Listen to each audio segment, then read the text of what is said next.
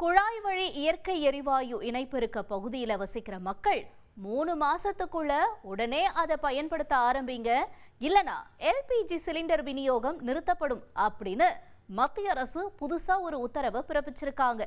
PNG இணைப்புனா என்ன, ஏன் இப்ப இந்த உத்தரவை போட்டிருக்காங்க, உங்க வீட்டுக்கு எப்படி இந்த இணைப்பை பெற முடியும் அப்படிங்கறத பத்திலாம் இன்றைய டீப் டைவ் தொகுப்புல விரிவா பார்க்கலாமா?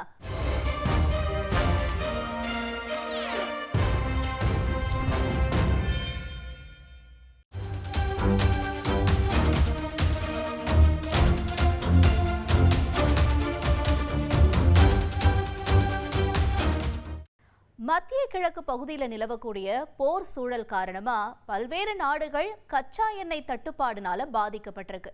அதுலயும் குறிப்பா நம்ம இந்திய நாட்டில் எல்பிஜி சிலிண்டர் கிடைக்கிறதுக்கு இன்னைக்கு வரைக்கும் மக்கள் திண்டாடுறாங்க. ஒரு சில எண்ணெய் கப்பல்கள் ஹார்முஸ் ஜலசந்தியை கடந்து வந்ததுனால ஓரளவுக்கு நிலைமையை சமாளிக்க முடிஞ்சது. இப்ப இந்திய கப்பல்கள் ஹார்முஸ் ஜலசந்தியை கடக்க ஈரான் அனுமதி கொடுத்திருக்கு. கப்பல்கள் பத்திரமா வந்து சேர இந்திய கடற்படையும் பாதுகாப்பு பணியில தீவிரமா இறங்கியிருக்காங்க. ஆனா அதே நேரம் இன்னமும் சில இடங்கள்ல சிலிண்டர் கிடைக்காம மக்கள் அவதிப்படுறாங்க. அதுக்கு இன்னொரு காரணமும் இருக்குங்க. ஒரு சிலிண்டர் வச்சிருக்கவங்க 25 நாட்களுக்கு அப்புறம் தான் அடுத்த சிலிண்டரை புக் பண்ண முடியும் அப்படின்னு மத்திய அரசு புதுசா போட்ட ஒரு அறிவிப்பும் கூட. ஏன்னா நாம என்ன நினைச்சிருப்போம், காலி ஆகிறதுக்கு முன்னாடி, அதாவது ஒரு 2 நாளைக்கு முன்னாடி புக் பண்ணிக்கலாம் அப்படின்னு இருந்திருப்போம். ஆனா இந்த 25 நாட்கள் இடைவெளி அப்படிங்கிறதுனால தான் இன்னும் சில பேருக்கு சிலிண்டர் கிடைக்காம இருக்கு அப்படிங்கிறதையும் நாம இப்ப புரிஞ்சுக்கணும். நாம இதை புரிஞ்சுக்கிறதுக்கு முன்னாடி எரிசக்தி இறக்குமதிக்காக மற்ற நாடுகளை இந்தியா எந்த அளவுக்கு நம்பி இருக்கு அப்படிங்கிறது இந்த போர் சூழல் இன்னும் வெட்ட வெளிச்சமா காட்டிடுச்சு. இனி இப்படியான சூழல்கள்ல மக்கள் தவிக்க கூடாது அப்படிங்கிறதுனால தான் மத்திய அரசு இப்ப குழாய் வழி இயற்கை எரிவாயுவை பயன்படுத்த புதுசா ஒரு உத்தரவை போட்டிருக்காங்க. குழாய் வழி எரிவாயு கிடைக்கிற வசதி இருக்க இடங்கள்ல உடனே பயன்படுத்த ஆரம்பிங்க, இல்லைன்னா 3 மாசத்துக்கு அப்புறம் சிலிண்டர் கிடைக்கிறது நிறுத்தப்படும் அப்படிங்கிறது தான் அந்த உத்தரவு. குழாய் வழி இயற்கை எரிவாயு அப்படிங்கிறது மீத்தேன் வாயுவால ஆனது. சரி, இதனால என்ன பயன்? இதுக்கும் சிலிண்டர்ல வரக்கூடிய எல்பிஜியும் எப்படி வித்தியாசப்படும் அப்படிங்கறதெல்லாம் நம்ம இப்ப பார்க்கலாம். எல்பிஜின்னு சொல்லக்கூடிய பெட்ரோலியம் கேஸ் சிகப்பு அல்லது நீல நிற சிலிண்டர்ல அடைச்சு நமக்கு கிடைக்கும். பிஎன்ஜி அப்படிங்கிறது மீத்தேன் வாயுவை குழாய் மூலமா நேரடியாவே நமக்கு கொடுக்க முடியும். சிலிண்டர்கள்ல கேஸ் நிரப்பினதும் ஒரு இடத்துல இருந்து இன்னொரு இடத்துக்கு வாகனங்கள் மூலமா தான் நமக்கு டெலிவரி செய்வாங்க. ஆனா பிஎன்ஜி அப்படிங்கிறது குழாய் மூலமா எப்படி நமக்கு தண்ணீர் கிடைக்குதோ அந்த மாதிரி நம்மளால பெற முடியும். எல்பிஜி சிலிண்டரை அதிக விலை கொடுத்து நாம வாங்குவோம். ஆனா பிஎன்ஜி அப்படிங்கிறது மீட்டர் அளவீடுகளினுடைய அடிப்படையில கட்டணம் செலுத்தினா போதும். மீட்டரை உங்க வீட்டில் பொருத்திடுவாங்க, அதுல ரீடிங்கை நீங்க பார்த்துக்கலாம். எப்படி நம்ம கரண்ட் பில் கட்டுறோமோ அந்த மாதிரி. சிலிண்டர்களை மறுபடியும் நிரப்பணும், மாத்தணும் அப்படிங்கிற மாதிரியான சிரமங்கள்லாம் இல்லாம 24 மணி நேரமும் தடையற்ற விநியோகத்தை பெற முடியும். பிஎன்ஜி காற்றை விட லேசானது. ஒருவேளை கசிவு ஏற்பட்டா கூட அது காற்றுல ஈஸியா கரைஞ்சிடும். எல்பிஜியோட கம்பேர் பண்ணா தீ விபத்து ஏற்படுற அபாயம் ரொம்ப கம்மி. அதே போல சிலிண்டர் வைக்க சமையல் அறையில தனியா இடம் தேட வேண்டிய அவசியமும் இல்லை. இப்ப இந்த மாற்றத்தை கொண்டு வர என்ன செய்ய போறாங்க மத்திய அரசு அப்படின்னா, முதல்ல எல்லா இடங்கள்லயும் குழாய்களை விரைவா அமைக்கிறதுக்கான நடவடிக்கையை எடுத்துட்டு வராங்க. பெரிய வழித்தடங்கள்ல இருந்து தனிப்பட்ட வீட்டு இணைப்புகள் வரைக்கும் வீடுகளையும் வணிக நிறுவனங்களையும் ஈஸியா சென்றடைகிற வகையில இயற்கை எரிவாயு குழாய்களினுடைய வலையமைப்பை அரசாங்கம் விரிவுபடுத்த முயற்சி செஞ்சுட்டு வராங்க. இப்ப இந்த குழாய் பதிக்க முயற்சிக்க கூடிய நிறுவனங்களுக்கு நிறைய தடைகள் முன்னாடி இருந்துச்சு. அந்த அனைத்து வகையான தடையையும் இப்ப நீக்கிட்டாங்க. குழாய் வழி மூலமா எரிவாயு வழங்க முடியாத இடத்துல தொடர்ந்து எல்பிஜி பயன்படுத்த தடையில்லா சான்றிதழும் கொடுக்கறாங்க. அப்புறம் வெவ்வேறு மாநிலங்கள் நகரங்கள்ல வெவ்வேறு விதிகள் இருந்துச்சு. ஆனா அதுக்கு பதிலா இப்ப எல்லா இடத்துக்கும் ஒரே மாதிரியான விதிகளை கொண்டு வராங்க. சரி, ஏன் இந்த மாற்றம்? ஹார்முஸ் ஜலசந்தி மாதிரியான கப்பல் மூலமா கிடைக்கக்கூடிய எல்பிஜியை இந்தியா சார்ந்திருக்கிறதுனால மக்களை சமையல் எரிபொருள் இல்லாம ஆக்கிடும் அப்படிங்கிறத இந்த போர் சூழல் நமக்கு நல்லாவே உணர்த்தி இருக்கு. எல்பிஜி சிலிண்டர்கள் லாரியிலையும் பாட்டிலிடும் ஆலைகளும் அப்புறம் விநியோகஸ்தர்கள்னு ஒவ்வொருத்தருக்கும் ஒரு கூடுதல் செலவை ஏற்படுத்துது. பிஎன்ஜி குழாய் வழியா எரிவாயு வந்தா அந்த செலவு அரசுக்கு குறையும். உஜ்வாலா திட்டத்தின் கீழே அரசு கோடிக்கணக்கான வீடுகளுக்கு எல்பிஜி மானியம் வழங்குறதுனால வீட்டு உபயோக சிலிண்டர் விலைகளை ஒழுங்குபடுத்துறதுனாலையும் குழாய் வழி எரிவாயு எல்பிஜி மானிய சுமையை குறைக்கும் அப்படின்னு சொல்றாங்க. வலுவான குழாய் வழி உள்கட்டமைப்பு, அப்புறம் உள்நாட்டு ஆய்வு உற்பத்தி, இது எல்லாத்தையும் இந்த பிஎன்ஜி ஊக்குவிக்குது. அதாவது இந்தியாவிலேயே இந்த பிஎன்ஜி எரிவாயுவை உற்பத்தி செய்யறதுனால அண்டை நாடுகளை நாம எரிவாயுக்காக நம்பி இருக்கிறது கொஞ்சம் குறையும். அதே நேரம் இந்தியா வளைகுடா அல்லாத நாடுகளா இருக்க அமெரிக்கா, அதாவது சிபின்பாஸ், அப்புறம் ஃப்ரீப்ரோட், ஆஸ்திரேலியாவினுடைய கோர்கான் எக்ஸ்தீஸ், ரஷ்யாவினுடைய ஆர்க்டிக் திரவ இயற்கை எரிவாயு, அப்புறம் மொசாம்பிக் முனையங்கள்ல இருந்து எரிவாயு விநியோக ஒப்பந்தங்களை இன்னும் தீவிரமா மேற்கொண்டுட்டு வராங்க. இது ஒரு வலுவான குழாய் வழி கட்டமைப்பு அப்படிங்கிறதையும், வளைகுடா நாடுகள்ல இருந்து மட்டுமில்லாம எந்த ஒரு இறக்குமதி முனையத்திலிருந்தோ எரிவாயுவை நம்மளால பெற முடியும் அப்படிங்கிறதையும் உறுதிப்படுத்துது.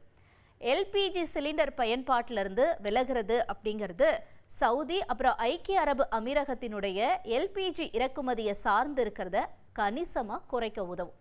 இந்தியாவில் இப்போ யாரெல்லாம் இந்த பிஎன்ஜி எரிவாயுவை சப்ளை பண்ணுறாங்க? இந்தியாவில் பார்த்தோன்னா பெட்ரோலியம் அப்புறம் இயற்கை எரிவாயு ஒழுங்குமுறை வாரியத்தினால அங்கீகரிக்கப்பட்ட ஒரு சில நகர எரிவாயு விநியோக நிறுவனங்கள் மூலமா பிஎன்ஜி இந்தியாவில் விநியோகிக்கப்படுது.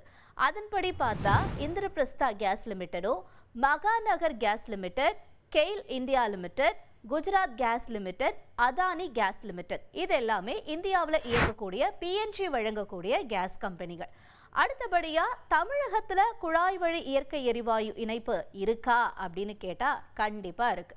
தமிழகத்துல குழாய் வழி எரிவாயு வசதி இப்ப ரொம்ப வேகமா விரிவுபடுத்தப்பட்டு வருது. பல மாவட்டங்களை ஏற்கனவே மக்கள் இந்த வசதியும் பயன்படுத்திட்டு வராங்க. இப்ப குறிப்பா பார்த்தோம்னா சென்னை அப்புறம் திருவள்ளூர் இந்த மாவட்டங்களை டாரண்ட் கேஸ் அப்படிங்கிற நிறுவனம் பணிகளை ஏற்கனவே தொடங்கிட்டாங்க. சில பகுதிகளில் ஏற்கனவே இந்த வீடுகளுக்கெல்லாம் இணைப்பு வழங்கப்பட்டிருக்கு. காஞ்சிபுரம் அப்புறம் செங்கல்பட்டு இங்க அதானி டோட்டல் கேஸ் நிறுவனம் குழாய் பதிக்கும் பணிகளை நடந்துட்டு வருது.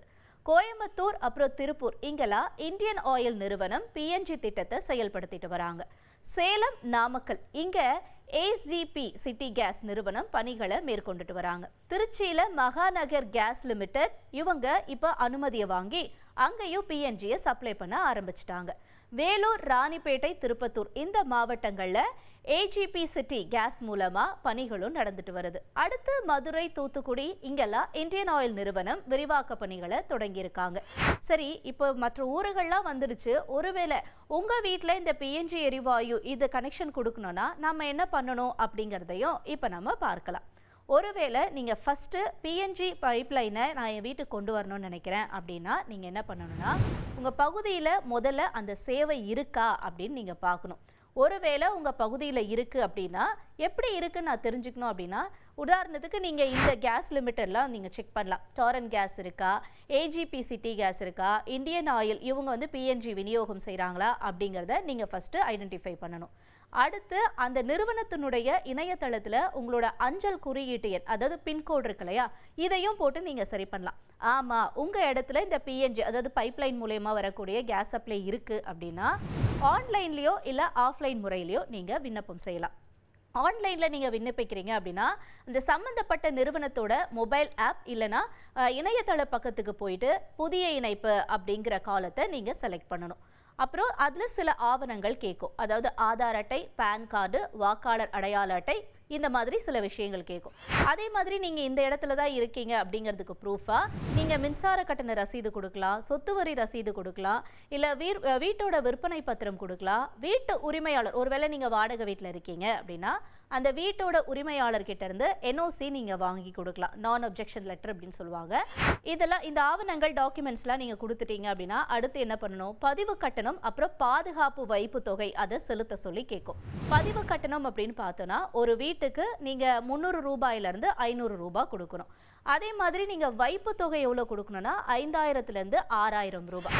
ஆனால் இந்த பணம் நீங்கள் வந்து உங்களுக்கு அந்த பைப்லைன் கேஸ் வேணும் அப்படிங்கிற போது நீங்கள் செலுத்திக்கலாம். ஒருவேளை இதுக்கப்புறம் எனக்கு இது வேண்டாம், நான் வந்து ஒருவேளை இண்டக்ஷன்லேயே சமைச்சிக்கிறேன், இல்லை நான் ஊரை விட்டு காலி பண்ணுறேன், அந்த மாதிரி அதை ஆப்ஷன் ஏதாவது உங்களுக்கு கிடைச்சிச்சுன்னா நீங்கள் இந்த கேஸ் லைனை வந்துட்டு ரத்து பண்ணிட்டீங்க, இதை கேன்சல் பண்ணிட்டீங்க அப்படின்னா நீங்கள் அந்த வைப்பு தொகை கொடுத்தீங்க இல்லையா 5000லேருந்து 6000 ரூபாய், அது உங்களுக்கு திருப்பி கொடுத்துருவாங்க. இந்த மாதிரி பல நிறுவனங்கள் இஎம்ஐ வசதியும் கூட கொடுக்குறாங்க. அதாவது மாதம் மாதம் உங்கள் கேஸ் பில்லோட சேர்த்து சிறு தொகையாக நீங்கள் கட்டலாம். ஆய்வு அப்புறம் நிறுவுதல், அதாவது இன்ஸ்டலேஷன் சொல்லுவாங்க. நீங்கள் விண்ணப்பிச்சிட்டீங்க, விண்ணப்பிச்ச சில நாட்கள்ல இருந்து என்ன பண்ணுவாங்கன்னா நிறுவனத்தினுடைய தொழில்நுட்ப வல்லுநர்கள் உங்கள் வீட்டுக்கு வருவாங்க.